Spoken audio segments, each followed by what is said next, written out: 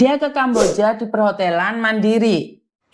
Nah, Terus? iya, jadi tidak melewat PT-PT gitu. Jadi diongkosin dari sana, dari perusahaan Kamboja. Jadi dia ngurus-ngurus sendiri, pergi sendiri gitu sampai ke tempat. Oke, terus? Nah, dia itu kemarin itu baru 10 bulan di Kamboja. Nah, pas mau bulan puasa itu kemarin, dia merasa sakit, tapi dia tidak bilang ke bosnya kalau dia merasa sakit, cuman bilang ke istrinya merasa sakit lambung gitu kan. Katanya kalau makan rasanya mau muntah, itu sebelum puasa. Ya lanjut, mungkin suruh minum obat. Nah, udah gitu pas kemarin hari Selasa ya? Ya Pak. Oh ya, pas kemarin hari Selasa pagi-pagi dia setelah mandi kambuh itu dia langsung nyesek ke dada gitu kan. Nah, jadi kata dia suruh nelponin ke keluarga. Udah gitu dia sudah nggak tahan, jatuh, langsung dilarikan ke rumah sakit. Di dalam perjalanan itu sudah nggak tertolong. Katanya ini serangan jantung. Innalillahi wa inna ilaihi raji'un. Oke.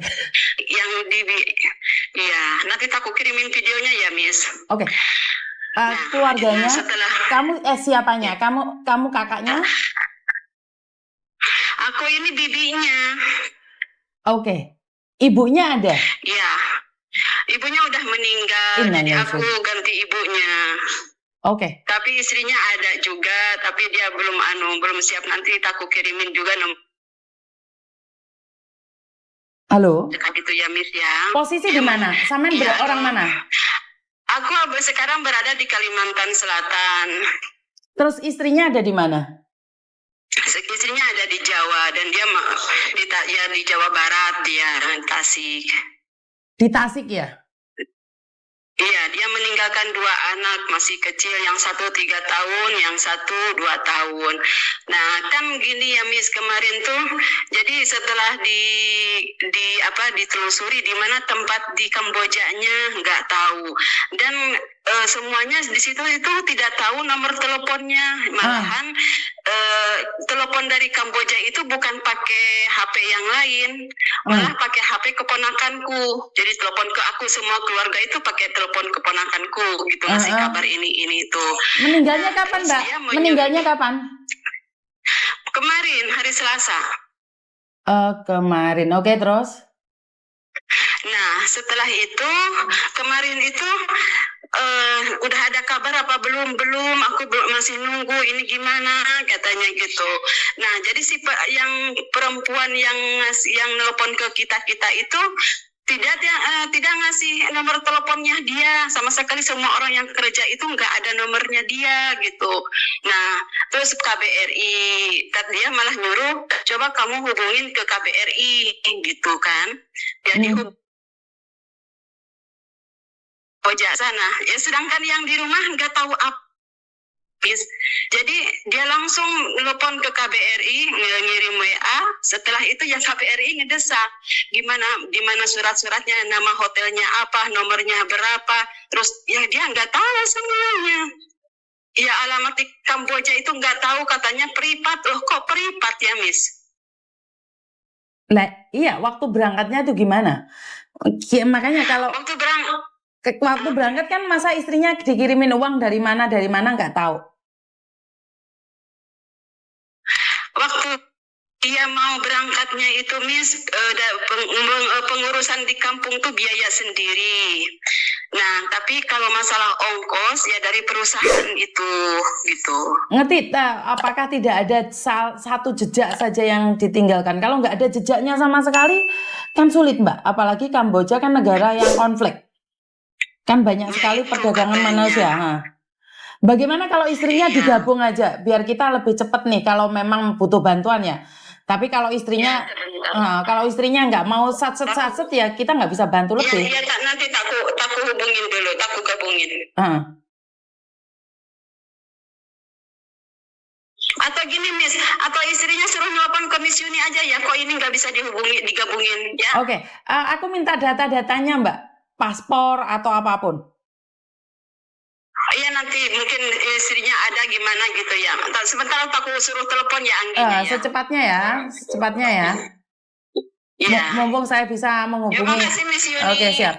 Namanya siapa yang meninggal itu?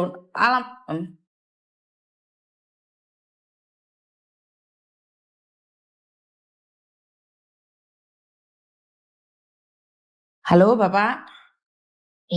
Ya, kemana Mbak Yuni? Lah ini kasusnya lucu Pak, meninggal dunia di Kamboja, tapi nggak tahu alamatnya apapun, nggak tahu Pak, perusahaannya di mana nggak tahu.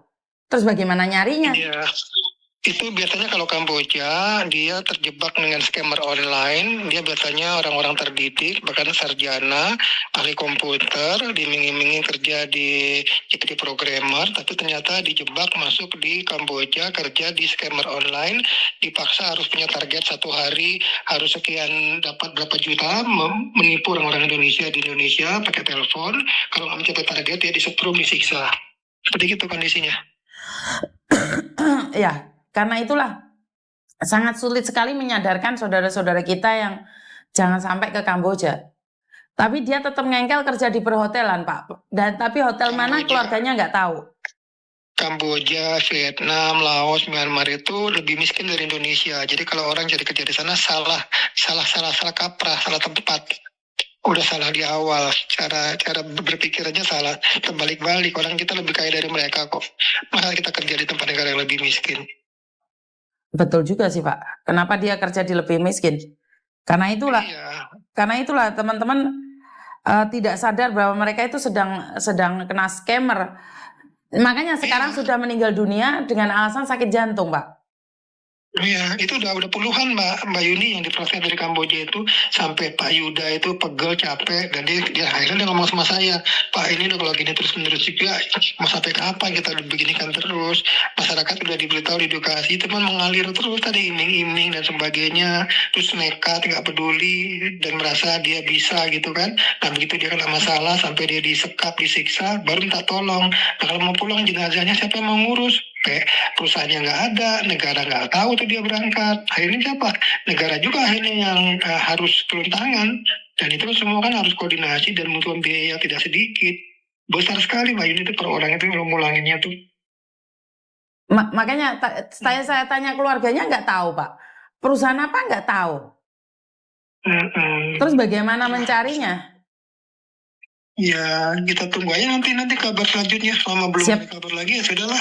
Itu bagian dari takdirnya gitu ya. Kita menunggu aja kabar selanjutnya nanti. Siap Bapak, siap Bapak. Siap Bapak, saya infokan. Terima kasih Bapak, saya tunggu Bapak. Yuk, terima kasih. Oke, Kamboja, Vietnam lebih miskin daripada Indonesia. Bagaimana mungkin kamu bekerja di sana sebagai seseorang di hotel? Saya selalu katakan pada kalian semua bahwa mereka adalah kumpulan sindikat yang memiliki target perharinya berapa puluh juta untuk membohongi sesama orang Indonesia. Jadi kalau kalian merasa pede banget bisa bekerja di luar negeri 10 bulan kena serangan jantung, ya kita nggak tahu ya dia kena serangan jantung atau kena setrum. Sementara kan dia tidak diberitahu sama sekali alamatnya di mana dan seperti apa. Jadi ya itu sering kali terjadi. Saya sudah mengingatkan jangan sampai ke Vietnam. Itu kontrak mandiri ya benar. Nggak ada kontrak mandiri karena pemerintah tidak tahu. Kalian dibiayai oleh perusahaan. Kenapa? Karena kalian dipekerjakan sebagai scammer.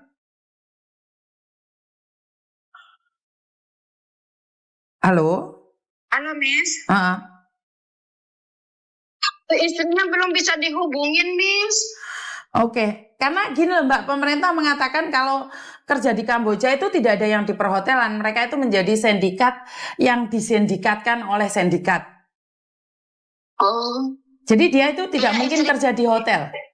Jadi dia itu dipekerjakan untuk menjadi sindikat untuk mendapatkan uang rupiah. Kenapa banyak orang yang mengatakan dia ketemu sama tentara, ABRI atau apapun ya, karena mereka ini. Saya curiganya dia bukan kena jantung, tapi dia nggak dapat target atau dibunuh atau disetrum. Itu yang paling mengerikan. Nggak tahu ya Mas, katanya gini, maka kemarin tuh istrinya bilang tuh nama perhotelan nggak ada nama. Dia itu bilangnya hotel itu cuman apa kata-kata aja, sebenarnya apa ya Arezon gitu, apa Arjon gitu, kayak gitu Miss. tulisannya. Nanti aku kirimin WA-nya ke Miss. Katanya adanya di Poipet, daerah Poipet. Iya, itu adalah daerah sindikat, Mbak. Jadi di situ ada base camp-nya sindikat. Oh. Oh iya emang dia di base camp, Miss. Iya. Gitu. Berarti dia kerja bukan di hotel, Mbak. Iya, makanya kok aneh, kok nggak ada yang tahu nomor dan privat, itu yang aku aneh gitu. Kok privat gitu. Iya. Berarti ya memang sindikat, Mbak. Oh, gimana ya, Miss ya? Nah, ini istrinya belum bisa dihubungin. Lah gimana, Mbak? Sementara kita nggak tahu tempatnya di mana, bagaimana kita bisa mendeteksi dia. Makanya kalau Kamboja itu bukan ilegal lagi, itu menjadi sindikat di sana, Mbak. Oh. Sudah banyak, Mbak. Sudah banyak yang dikatakan tiba-tiba meninggal. Itu sudah banyak sekali. Apalagi kalau kita punya tetangga, saudara mau ke Kamboja, ke Vietnam, katakan tidak sama mereka. Karena mereka akan dijual ginjalnya dan tiba-tiba ntar dikatakan bahwa dia sakit atau meninggal dunia. Berarti mereka tidak punya target. Ya makanya aneh, Miss, kok ini kemarin sampai istrinya ini kok suami saya sampai ke hari ini masih tetap di kamar mayat, belum diapa-apain, dia masih pakai baju pas dia meninggal. Iya. Iya, memang seperti itu, Mbak. Mau diapain di sana? Di Kamboja memang seperti itu. Tapi iya, kemarin dia bilang begini, ya Bu, yang sabar kami katanya mau dikuburkan di sini secara Muslim, dia bilang kayak gitu. Tapi dipinta nomor telepon perempuan itu enggak ngasih, privat, enggak ada yang tahu kecuali teman sekamarnya. Kok aneh, sangat janggal gitu, Miss. Kok perusahaan seperti itu gitu. Iya, sindikat katanya, Pak. Sindikat, Mbak. Kalau di sana itu nggak ada perhotelan. Mereka itu lebih miskin dari kita. Bagaimana mungkin mereka ambil orang dari Indonesia di bagian perhotelan? Pantas dia bilang hanya cukup untuk daerah Kamboja aja, nggak boleh ada yang tahu. Betul. Kan ganjal. Betul. Memang seperti itu. Saya khawatirnya adalah organ tubuhnya sudah diambil gitu loh. Iya, karena belum diapa-apakan, Miss. Ya, katanya masih, ya kita nggak tahu, dan ada temennya kemarin tuh bilang kayak begini, kami ini di sini tidak seperti kerja mereka dan tidak tahu urusannya kalau meninggal seperti apa kawan-kawan. Kami ini di sini hanya disuruh ini itu aja, tidak boleh melebihi itu pekerjaannya, begitu, Miss. Betul. Berarti memang sindikat itu, Mbak. Sudah sah ya? Jadi semuanya tertutup, Miss. Kok jadi herannya tertutup? Makanya kemarin itu KBRI kan marahin istrinya, mana alamat ini itunya. Ya terus dipinta itu nggak jawab, Miss.